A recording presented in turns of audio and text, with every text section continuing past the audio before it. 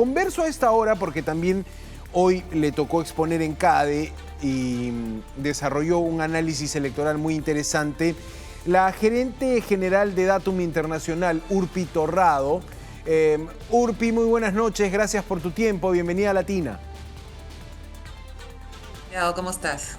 Bien, muy interesante lo que comentabas en la mañana y a partir de eso quería quizá compartir con la audiencia y con el auditorio algunas informaciones que presentaste en CADE, sobre todo esta que hablaba de los jóvenes, ¿no? De el gran grupo de jóvenes entre 18 y 29 años que irá a votar a las elecciones, ¿no? ¿Cómo podemos primero cuantificar este grupo etario y después qué piensan un poco los jóvenes de la elección, del momento que vivirá el país en abril del próximo año? Sí, es importante conocer a los jóvenes porque es un segmento importante.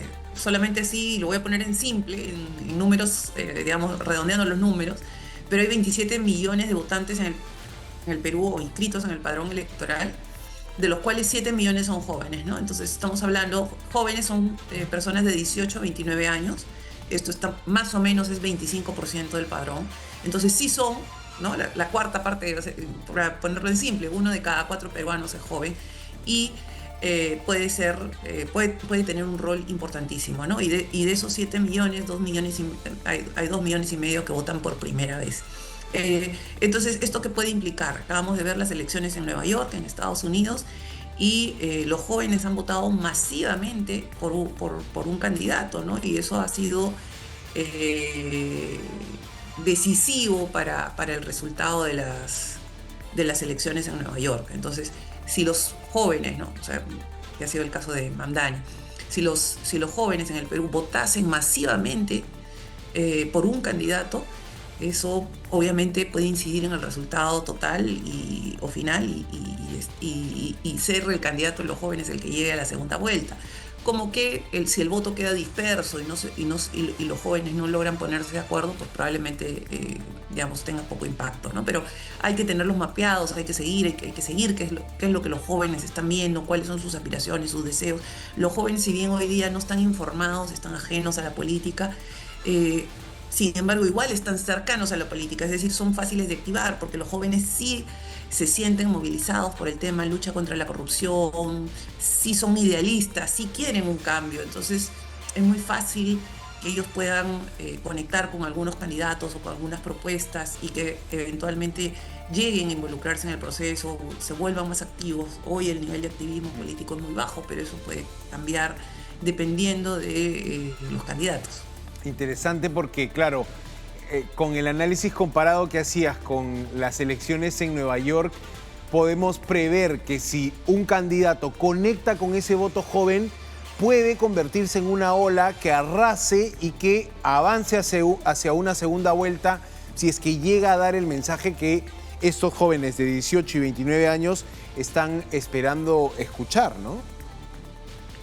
Sí, ahora es importante para los candidatos en términos del mensaje electoral. Claro, vas a tener candidatos que quieren hablarle a los jóvenes, pero también le quieren hablar a la gente del sur y luego, ¿no? Entonces, claro, los candidatos tienen que tener muy claro cuál es su audiencia, cómo conectar con esa audiencia, porque claro, con el mismo mensaje no llegas a todas las audiencias, de la misma forma no llegas a todas las audiencias y no tienes por qué llegar a todas las audiencias, pero ya es un tema de estrategia de campaña. Pero sí, claro. Digamos, un factor a tener en cuenta y digamos dentro de los aspectos que se analizaron en el CADE es los jóvenes. El otro factor es el tema de identificación territorial o la parte del voto identitario. Hoy día tenemos que hay un 36% de personas que viven entre Lima y Callao, entonces estamos hablando de poco más de un tercio de los votantes están en Lima y Callao, pero luego tienes un 30% en el sur y centro del país, entonces también digamos territorialmente puede haber algunas fuerzas importantes que sean determinantes en el proceso. ¿Y por qué lo digo? Nosotros hemos hecho la pregunta de con quién te identificas. ¿Te identificas con el Perú? ¿Te identificas con tu región? ¿O te identificas con tu comunidad? Y tenemos que casi la mitad de peruanos se identifica con su comunidad, se identifica con su región. Entonces, Si casi la mitad se identifica solamente con la región o con la comunidad, vas a tener un voto importantísimo, eh, digamos, por candidatos que representen o que la gente de alguna manera sienta que cuando sea autoridad voltee y beneficie a esa región, a esa zona o esa comunidad. El factor identitario, ¿no? Que quizá lo vimos muy fuerte con la candidatura de Pedro Castillo, que sorprendió, pero a la luz de esto que mostraste hoy, se puede entender, digamos, que hay una ligazón emocional identitaria en gran parte de los votantes. Ahora, me pareció interesante escuchar eso del mito del voto que se decide en la cola. Hoy desmontaste ese mito porque siempre se habla, ¿no?, de que el peruano decide en la cola, de que el peruano no racionaliza la elección y dice ya ese día veo qué voto. ¿Cuáles fueron los hallazgos de Datum en cuanto a ese mito? Sí, la verdad es que el votante no llega a la cola y empieza a ver de los 39 por cuál voto. Eso no es así. Entonces pensar que no es importante y que ninguna encuesta de repente va a tener una lectura de lo que está pasando porque todo el mundo decide en la cola,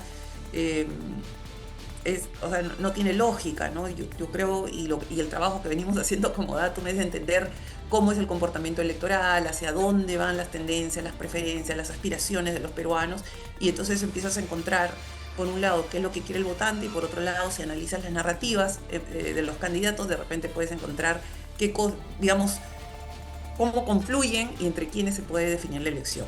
Entonces, las personas no deciden entre 9, seguramente deciden, y hay un porcentaje de peruanos que decide entre 2 candidatos, ¿no? O sea, estás entre 2, y normalmente de ideologías similares o de propuestas similares. O sea, no llegas a la cola pensando en uno de derecha y uno de izquierda. Normalmente son entre 2 de derecha o entre 2 de izquierda, o sea, o entre 2 de centro, ¿no? O sea, entre propuestas similares.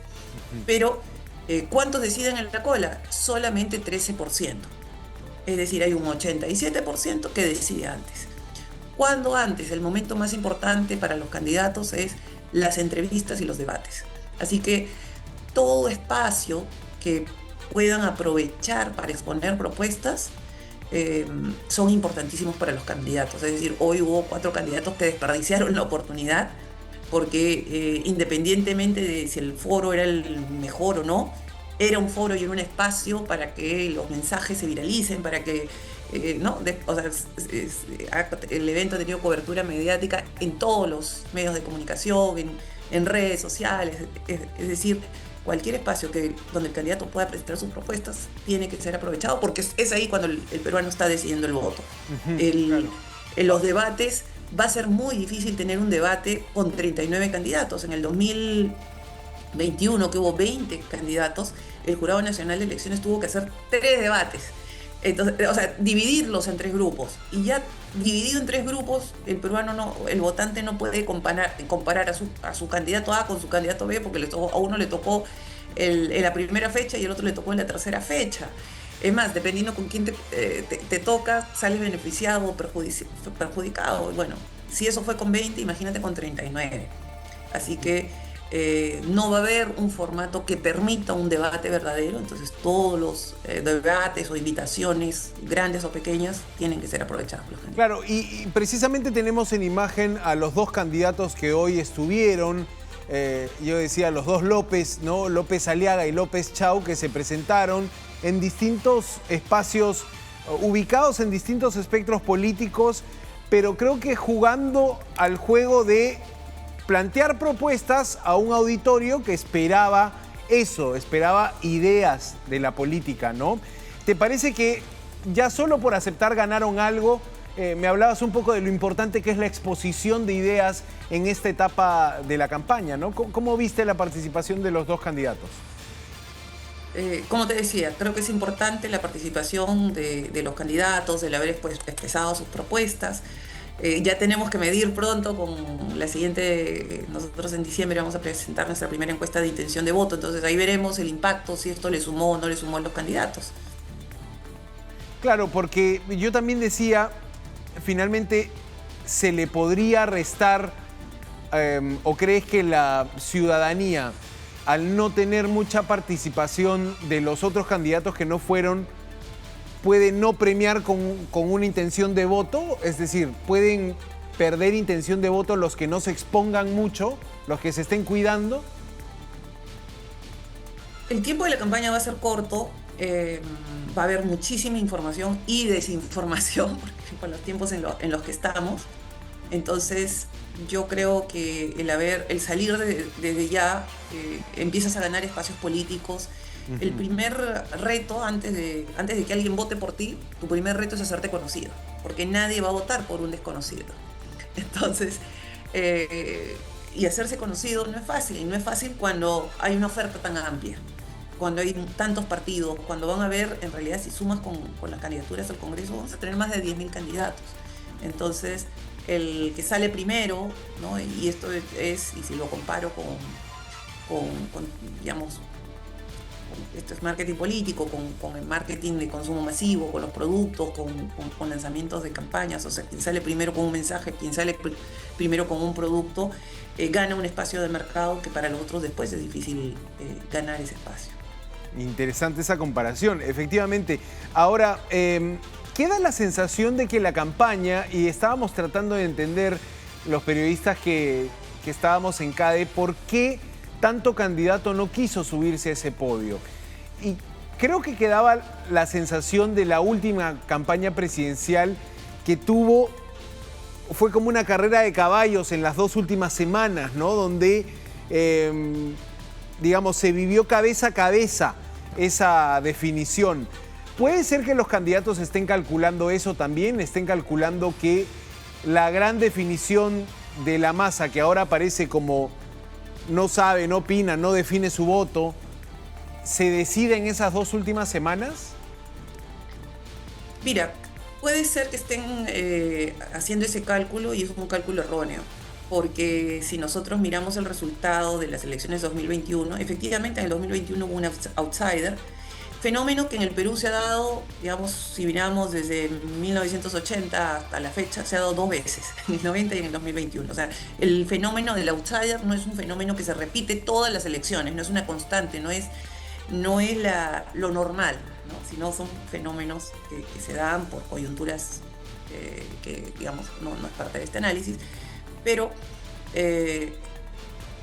si bien hubo un outsider que llegó en la recta final y apareció en las últimas 2 semanas, quien pasó a la segunda vuelta no fue una candidata que apareció en las últimas 2 semanas, fue una candidata que tenía mucho trabajo y años de campaña consigo, y los que quedaron tercero, cuarto y quinto y tuvieron una bancada importante fueron partidos y líderes políticos que tampoco salieron 2 semanas antes, fueron todas agrupaciones políticas que venían con un trabajo de base sostenido.